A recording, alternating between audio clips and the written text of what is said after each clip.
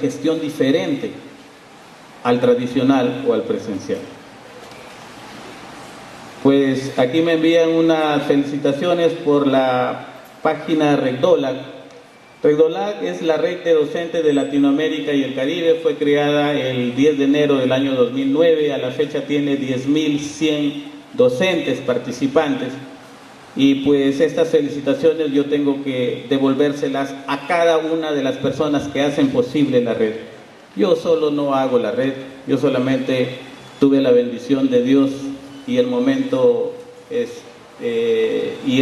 para poder crearla y configurarla. El resto lo han hecho ustedes. Felicitaciones para ustedes por ser miembros de RecDoLAC.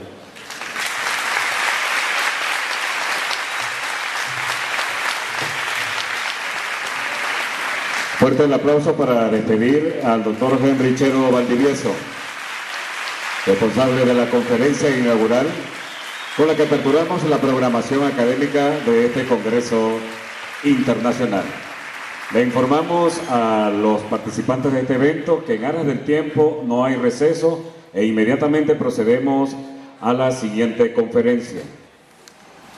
Me preguntaban que si yo había venido a Venezuela, que se conocía Venezuela, y yo al final de los años 80 vine, 88, 89, vine un montón de veces a Venezuela. Había un proyecto con el Ministerio de Educación,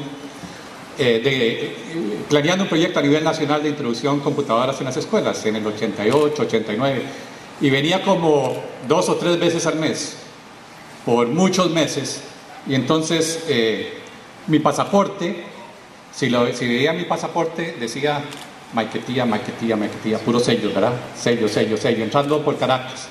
Yo soy tico, entonces si yo entro como turista a Venezuela no necesito visa. Si vengo de negocios, pues tengo que hacer un papeleo ahí, entonces siempre venía de turista.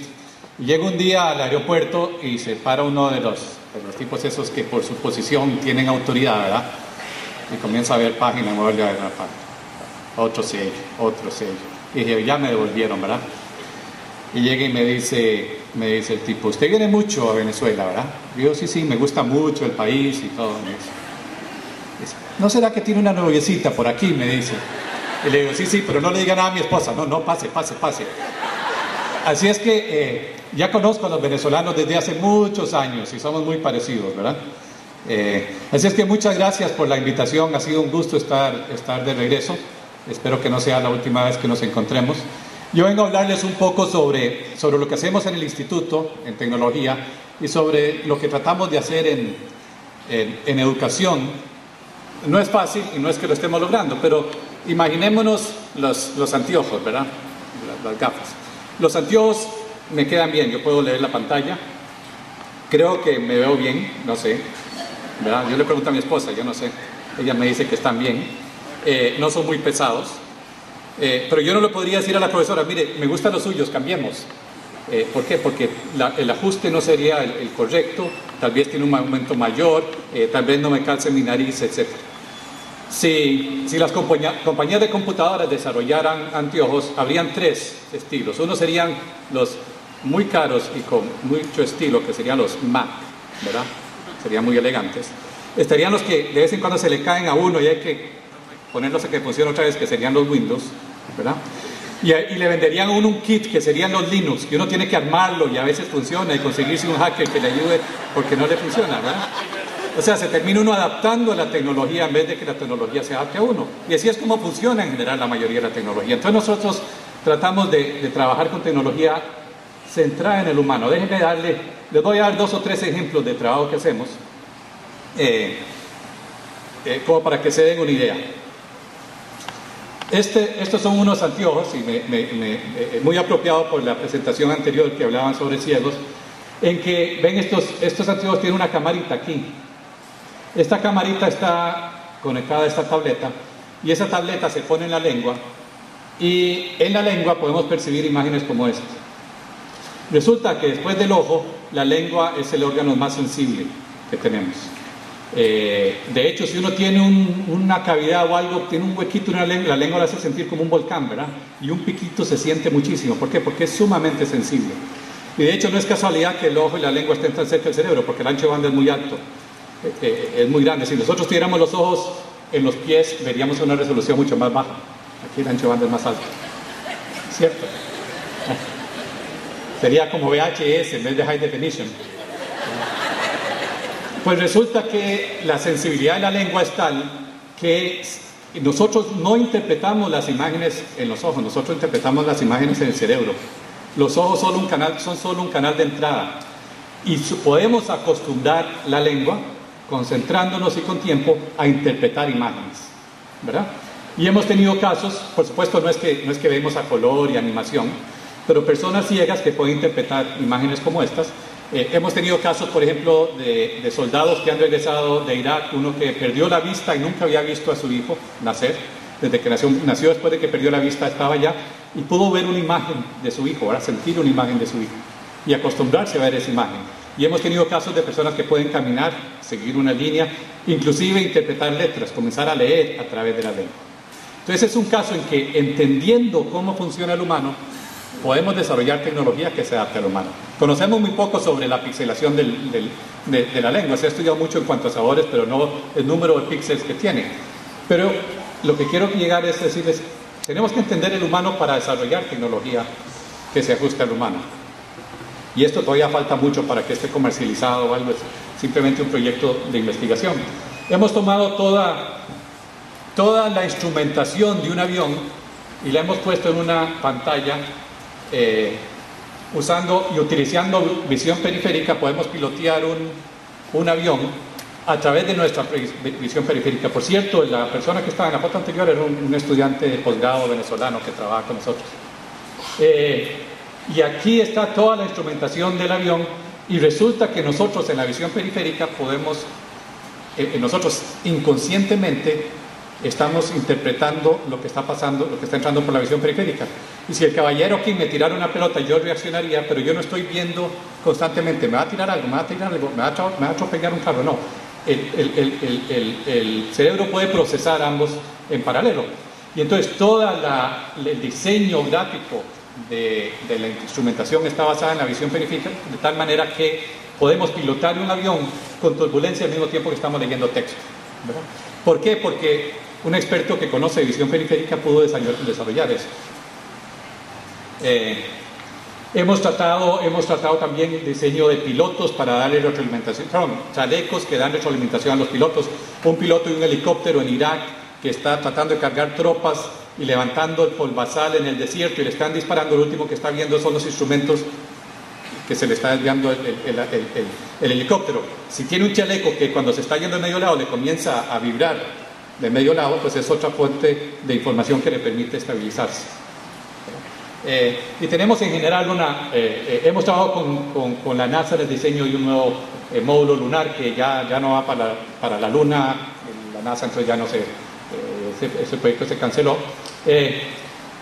Y por último, uno de los aspectos que nos interesa es cómo aprendemos y cómo representamos conocimiento. Y ayer tuvimos un conversatorio sobre representación de conocimiento, captura de conocimiento, mediante los mapas conceptuales, que es lo que yo les voy a hablar.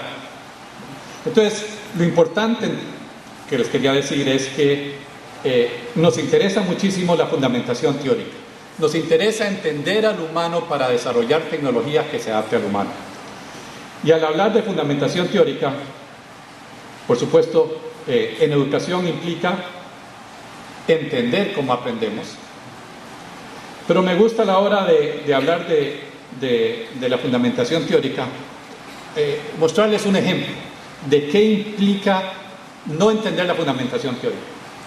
Cuando el hombre quería volar hace muchos años, y las mujeres posiblemente también querían volar, pero que se quedaban calladitas y esperaban que fuera el hombre el que saltara, ¿verdad? Igual ya cuando sepa volar yo me subo en el avión, decían seguro, ¿verdad? Entonces veíamos a los pájaros y decíamos, deben ser las plumas, ¿verdad? Posiblemente si nos ponemos plumas podemos volar. Posiblemente era un estudiante de maestría en su tesis tratando de saltar, ¿verdad? El que saltaba no era el profesor, era el estudiante. Saltaba el estudiante, no volaba, decía, no eran las plumas, ¿verdad? Próxima tesis de maestría, pongámosle un pico, porque tal vez con el pico pueda volar, ¿verdad? Porque estudiantes de maestría sobran, ¿verdad? Vienen más, otra tesis. Y claro, nos reímos, ¿verdad? Porque ya sabemos que pues, esto no es volar. Si yo voy a volar a Caracas, no quiere decir que me subo arriba del edificio y comienzo a aletear, hasta llegar a Caracas, ¿verdad? ¿No? Sabemos que es subirse un avión y volar toma otro sentido. Y por supuesto fue hasta que entendimos la fundamentación teórica del vuelo, que son unas pocas ecuaciones que yo creo que las estudiamos en primaria ahora, en la básica, que pudimos volar. O sea, la teoría nos permitió desarrollar la tecnología. Igual sucede en todo, si entendemos la teoría podemos desarrollar la tecnología. Y en el vuelo hay muchos aspectos interesantes, como este siempre me llamó la atención, no sé si lo pueden ver, pero aquí hay un tipo en una jaula con unos pájaros. Y lo que siempre me pregunto es cómo sabía este tipo para dónde iba a ir, si los pájaros decidían emigrar, pues ahí iba con los pájaros, ¿verdad? Y con toda nueva tecnología siempre hay alguna razón por la cual alguien dice que no va a funcionar. Con educación a distancia lo venimos oyendo desde hace rato, ¿verdad? No, que no es lo mismo que la presencial, que no funciona, que es de menor calidad, que es que el aspecto social. Siempre hay alguna razón. Bueno, cuando se estaba empezando a volar en la historia del vuelo, había gente que decía, ok, yo le acepto que usted tal vez va a poder volar, pero ¿usted ha visto alguna vez a un pájaro volar con ropa? La única manera de volar es desnudo, y como no podemos andar desnudos no vamos a poder volar, decían. Y ese era el impedimento moral del vuelo artificial, ¿verdad?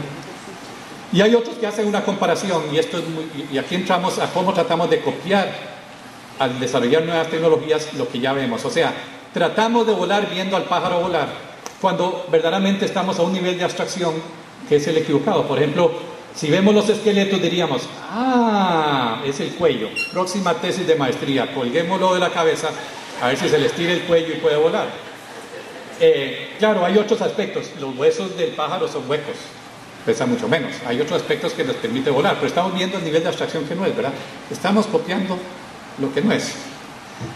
Para ustedes que hacen proyectos de investigación, aquí hay un recuento de evidencia empírica. En 1660 algo voló por 4 segundos, pero no está claro. Como, no sé si tiraron un perro y duró 4 segundos en caer, pero en la revisión hay 4. Imagínense que ustedes llegaran a pedir dinero, aquí ¿cómo se llama? CONACYT o CENACYT, o el Fondo de Investigación, y le dijera, sí, yo sé, llevo 2500 años tratando de desarrollar, ya casi está, deme un poquito más, ¿verdad?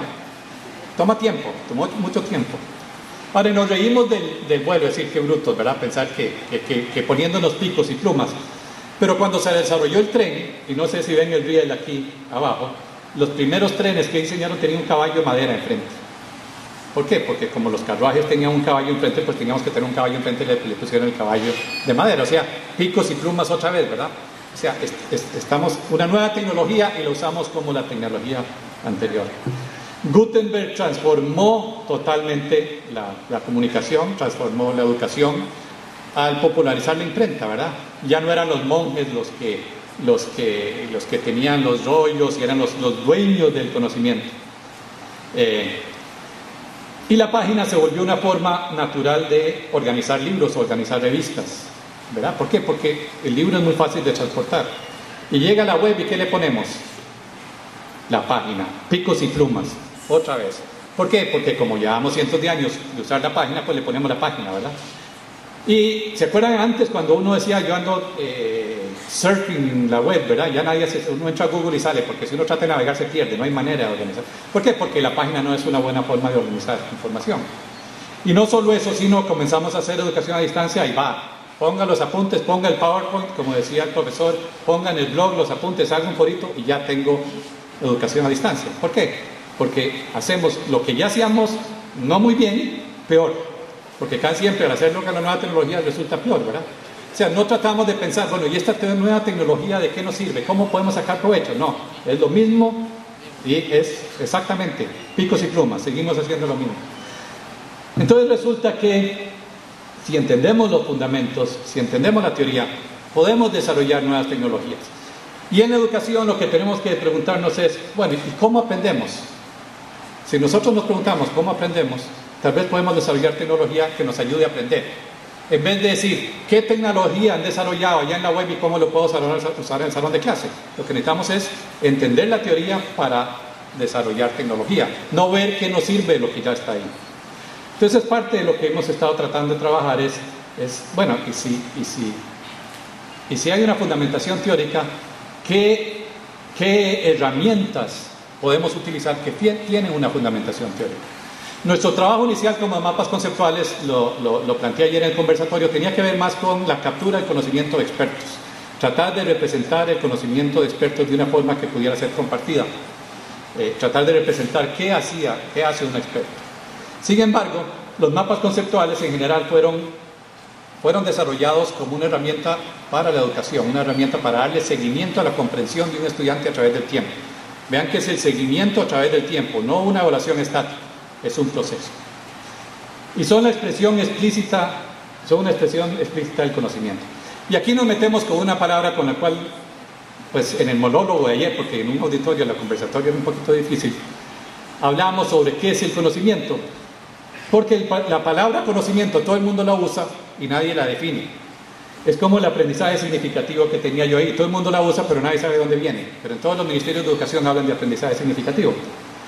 Entonces vemos que el conocimiento, hablamos de gestión del conocimiento, sociedad del conocimiento, construcción del conocimiento, pero nadie nos dice, bueno, ¿y qué es? Cada estudiante construye ese conocimiento. Bueno, ¿cómo sé? ¿Cómo se construye? ¿Cómo sé que lo construyó? ¿Lo construyó correctamente? ¿Cuál es esa estructura cognitiva del estudiante? Entonces si queremos hablar de la fundamentación teórica, si queremos hablar de conocimiento, pues tenemos que ponernos de acuerdo en qué es el conocimiento.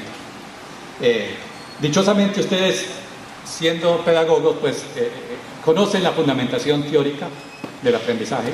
Nosotros los mapas conceptuales están basados en la teoría del aprendizaje y teoría del conocimiento de Ausubel. Novak desarrolló los mapas conceptuales basándose grandemente en la fundamentación teórica de Ausubel. Pero igual, viendo los mapas y trabajando los mapas, podemos verles una fundamentación puramente piagetiana, como lo trabaja Lea Fagundes en Brasil, o ya desde el punto de vista social podemos irnos a Vygotsky. Igual podemos encontrarles una fundamentación. Y nos dice que el conocimiento está compuesto por conceptos, donde conceptos son regularidades percibidas o patrones en objetos o acontecimientos. Y muy interesante, pero hoy no nos va a dar tiempo, es acontecimientos, porque la mayoría de las veces los mapas que hacemos son de objetos y nunca nos metemos por acontecimientos, causa y efecto, mapas dinámicos, que especialmente en ciencia se vuelve mucho más interesante. ¿Y qué es un concepto? Pues un concepto puede ser la vida, es una etiqueta que le damos a un objeto, algo regular que le damos un nombre, ¿verdad? La pantalla, la silla en que están sentados, la computadora, todos esos son objetos. Una célula, el color azul, un barco. Pero si yo les digo la palabra barco, les digo barco, ¿qué les estoy diciendo? Nada, ¿verdad? Ustedes tal vez dicen barco. Ah, sí, el fin de semana pasado anduve veleando, disfruté, un buen clima con la novia, riquitico, creo que voy a ir a velear el próximo fin de semana. Lo pusieron en su contexto. O dicen, ah, no, yo estuve en un crucero, me mareé, yo no quiero volver a subirme en un barco en mi vida. O puede ser que su hijo, su sobrino hoy se estaba bañando con un barquito de plástico. Entonces ustedes lo ponen en su propio contexto. ¿Por qué? Porque un concepto por sí solo no tiene ningún significado.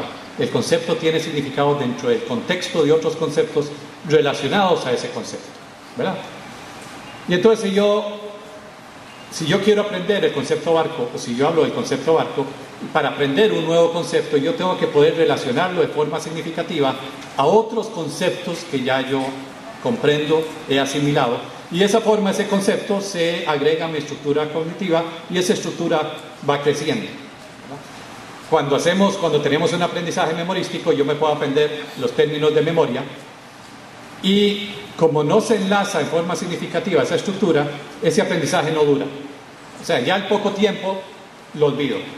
Si yo les digo que para el lunes les regalo una iPad, si me escriben en chino las provincias de China, estoy seguro que la mayoría de ustedes se aprenden los dibujitos, los signos, y para el lunes todos me ponen la lista de las provincias en chino, perfecto, ¿verdad? Y se llevan el iPad. Si se los pido entre 3 meses, de nuevo, la mayoría no se va a acordar. ¿Por qué? Porque fue un aprendizaje memorístico. Entonces, los conceptos por sí solo no nos dicen nada. Los conceptos tienen sentido dentro de un universo de conceptos. Y hay conceptos que simplemente, tal vez no hemos visto físicamente. Si entrara un unicornio nos sorprendería. Mira, un caballo con un cuerno. Lo reconoceríamos, pero de todas maneras reconoceríamos que es un unicornio. Entonces lo que nos dice la teoría es que el conocimiento declarativo está compuesto no solo por conceptos, sino por conceptos y proposiciones, donde una proposición está formada por dos o más conceptos. O sea, yo aprendo un concepto enlazándolo a conceptos que ya yo conozco de una forma que tiene sentido y que se puede expresar en forma de una proposición. Y aquí ya quiero hacer una aclaración porque alguien en Latinoamérica que no he encontrado y algún día encontraré y me voy a desquitar, tradujo el libro de Novak y tradujo la palabra por proposición, por preposición, y en Latinoamérica se enseña que los mapas conceptuales son conceptos unidos por preposiciones que no tienen ningún sentido, ninguna fundamentación y que ese tipo de mapas no funcionan. Y me da mucha pena decirlo que el mapa que presentó el profesor anteriormente, que estoy seguro que no lo hizo él porque tenía una relación, tenía un montón de preposiciones en las palabras de enlace, o sea, no eran proposiciones.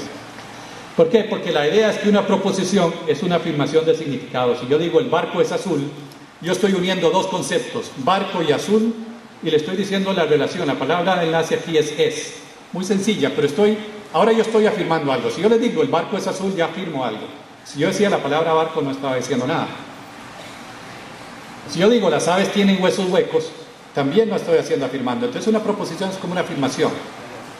Dos conceptos, aves y huesos huecos, y una relación que no es muy, bueno, tienen, incluye, son las palabras de enlace que usamos como de cajón, ¿verdad? Hay vida en otros planetas. Vean que esto es una proposición, a pesar de que no sabemos si es cierto o no, ¿verdad? No sabemos si hay vida en otro planeta. No es que sea falso o verdadera, la idea de la proposición es que es dos conceptos con una palabra de enlace. Y lo que nos está diciendo la teoría es que si nosotros en realidad aprendemos nuevos conceptos, relacionándolos a conceptos que ya teníamos en nuestra estructura cognitiva, esta estructura proposicional es un reflejo de esa estructura cognitiva. Y exactamente el mapa conceptual lo que trata de lograr es eso. No me voy a meter mucho en aprendizaje significativo porque ustedes todos aquí pues desconocen la parte teórica. Sí, ideas claves, solo voy a mencionar dos ideas claves. Una, cada persona debe construir sus propios significados de conceptos y proposiciones basados en sus experiencias. O sea, el mapa conceptual de cada persona es diferente. El mapa que puede construir cada persona es diferente. Los mapas, el docente no puede esperar que el estudiante construya el mapa del profesor. Mucho menos como lo he encontrado, y me lo he encontrado en mi país, el docente que le hace el mapa conceptual y se lo da el viernes al niño para que se lo aprenda de memoria y el lunes lo replique, ¿verdad? O sea, apréndase en mi estructura porque esa es la que vale. Definitivamente eso no funciona. Déjenme saltarme un par de aquí. Y una idea clave, y ustedes son pedagogos, así es que no me voy a meter más en esto porque me voy a meter en problemas y después en las preguntas va a ser obvio que yo esto no sé nada, porque yo soy tecnólogo, es que el factor individual más importante que influye en el aprendizaje es lo que el estudiante ya sabe.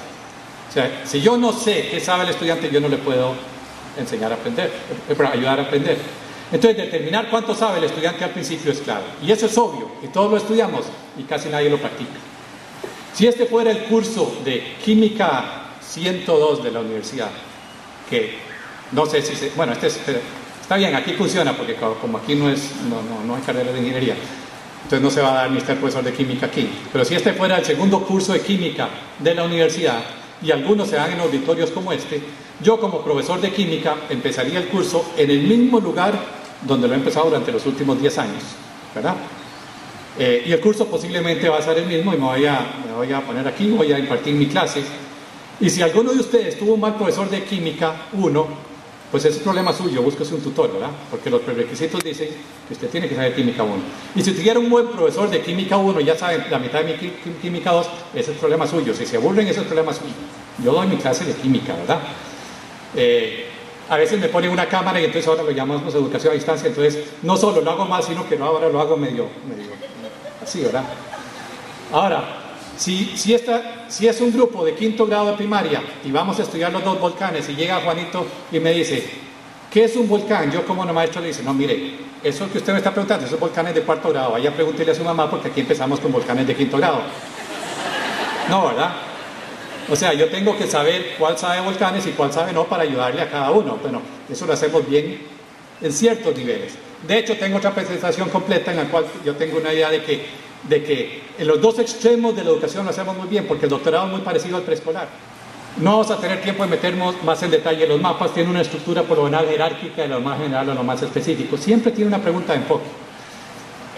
Y dependiendo de la pregunta podemos obtener mapas muy interesantes o mapas aburridos y clasificatorios. Si yo le digo a un estudiante, hágame un mapa sobre las plantas o qué son las plantas, más si las plantas tienen clasificatorio, que es casi como enseñamos las ciencias. En cambio, si le pedimos un mapa de tipo causa y efecto, como ejemplo, cuáles son las funciones de la parte de la planta, me tiene que saber cuáles son las partes y además las funciones y la relación entre ellas.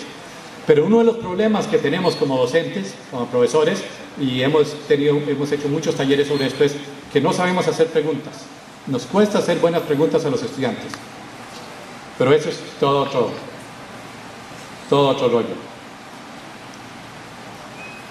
El conocimiento organizado, o sea, si yo tengo una estructura cognitiva organizada, si mis conceptos están claros, si yo los comprendo, me es muy fácil aprender otros conceptos. Si yo tengo una maraña y no entiendo nada, yo no voy a aprender nada. Y si lo que tengo es un montón de vacíos, menos voy a entender. Dependiendo de qué es de lo que el profesor quiere que los estudiantes aprenden, yo debo estar consciente de cuántos de esos conceptos ya el estudiante domina y cuáles no domina. Y si son conceptos muy generales o si son conceptos muy específicos.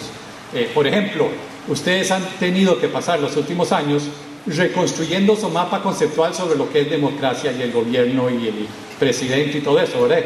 Y es más, lo tienen que construir casi todos los días porque le cambian todos los conceptos. Y lo que ustedes tenían como una idea de lo que era un gobierno les cambió. Y les cambió aquí arriba, no les cambió aquí abajo.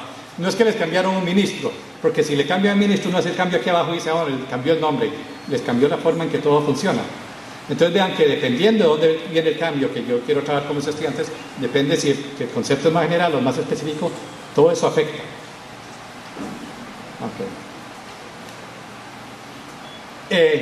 Y vean que no hemos ni empezado a hablar de tecnología, ¿verdad? Simplemente tenemos que entender cómo aprendemos para poder después desarrollar la tecnología. Nosotros trabajamos los mapas desde muy pequeños. Es una delicia trabajar los mapas con los niños de preescolar, porque a esa edad, no sé, a los 2, 3, 4 años, lo que pasan preguntando es ¿por qué? ¿Por qué? ¿Por qué? ¿Verdad? O sea, quieren entender el mundo estableciendo relaciones entre conceptos. Hasta que llegan a primer grado y le dices, cállese, que eso viene más tarde en matemáticas, ¿verdad? No haga esas preguntas. O la mamá que se oye, ya no haga tantas preguntas, me está cansando de tantas preguntas, ¿verdad?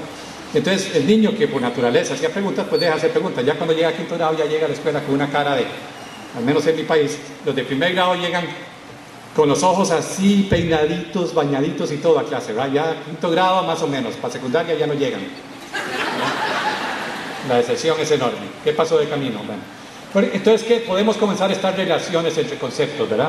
Y a esa edad es muy fácil. Y no tienen que hacer, las relaciones no tienen que hacerlas explícitas. ¿Por qué? Porque se aprenden de memoria, la ponen, ellos dicen cuál es la relación. Y a nivel primario, desde preescolar, el trabajo es totalmente colaborativo, los mapas que hacemos son totalmente colaborativos. Y a nivel de segundo, tercero de primaria, comenzamos a trabajar en forma los mapas individuales. Ya el estudiante ya sabe leer, escribir, ya puede hacer más fácil los mapas individuales. Estos son algunos mapas, eran de diferentes países, estos son mapas en Australia. Les mostré anteriores unos mapas de Portugal. Esto es un proyecto muy interesante de los niños decidiendo si la mariposa era un animal, porque decían que los animales todos eran grandes como los leones y todo, porque a veces en español usamos animal como sinónimo de mamífero. Entonces se hicieron una discusión porque decían que no, la mariposa era demasiado pequeña para ser animal y tuvieron que hacer una investigación y ellos mismos decidieron que sí era. O sea, lo trabajamos desde pequeños. Ya a nivel de primaria, pues el niño comienza a escribir, comienza a expresar lo que sabe. Y este mapa es uno de mis mapas preferidos, no sé si lo pueden ver. Este es el primer mapa de una niña panameña de segundo grado de una escuela rural. Y si lo pueden ver es el mapa de la Caperucita Roja. Esta niña leyó la historia y puso que los personajes de la Caperucita son el leñador que mata al lobo, el lobo que se quiere comer a la Caperucita y la Caperucita que le lleva flores a la abuela. Ahora, si ustedes lo que están tratando es evaluar si esta niña entendió el cuento, no hay nada más claro que una representación como esta, ¿verdad? No fue que contó el cuento de vuelta, no. No es que dijo, comienza así y les echó... No, lo que hizo fue una abstracción de los personajes y la relación. O sea, mostró su comprensión del cuento. Y eso es lo que logra el mapa. Puede lograr mostrarnos como docentes qué comprende, qué entiende, qué no entiende el estudiante, qué huecos tiene en esa comprensión, cuáles son los conceptos que no entiende porque no puede establecer las relaciones. En un aprendizaje memorístico, los mapas tienen esta forma. Son lineales, yo no puedo integrar, no entiendo verdaderamente la relación. Cuando el estudiante comprende, a veces nos hacen marañas, pero muestra comprensión. Los mapas nos permiten entender errores de concepto. Por ejemplo, al estudiante se le preguntó por qué los globos se expanden cuando se calientan. Y dijo, bueno, son dos razones. Las moléculas crecen por el calor, entonces al hacerse más grande ocupa más espacio. Y además se dividen a la mitad y como hay más ocupa más espacio. Errores de concepto. Yo no puedo hacer un mapa conceptual que parezca bueno de un tema que no conozco. Sin embargo, cuando llego a la universidad, casi siempre ya yo llevo al menos 11 años de práctica de cómo escribir 2 párrafos sobre un tema sobre lo que no sé nada. Y hago unos enredos y escribo, porque ya tengo mucha práctica en escribir un rollo ahí que después el profesor no sabe si es que no sé escribir, que este enredo, qué fue lo que quiso decir. El mapa no permite engañar de esa forma, o tratar de engañar. De nuevo, aprendizaje memorístico. Los trabajamos por supuesto, en rótulos grandes, en forma colaborativa, individual. Y la tecnología nos va permitiendo lograr con el mapa, pues lo que la tecnología nos permitió con el procesador de palabras. Ya que no sea el mapa como algo estático, sino un proceso, nos permite comenzar a colaborar en la construcción de los mapas. La colaboración puede ser dentro del aula, entre escuelas, entre países. Nos permite, al encontrar recursos, alguien preguntaba, ¿cómo sé que lo que el estudiante aprendió en Internet es verdadero o falso? Bueno, si el estudiante lo que tiene que hacer no es copiar y pegar, sino tiene que interpretar y construir su propio mapa, en el mapa se va a expresar lo que él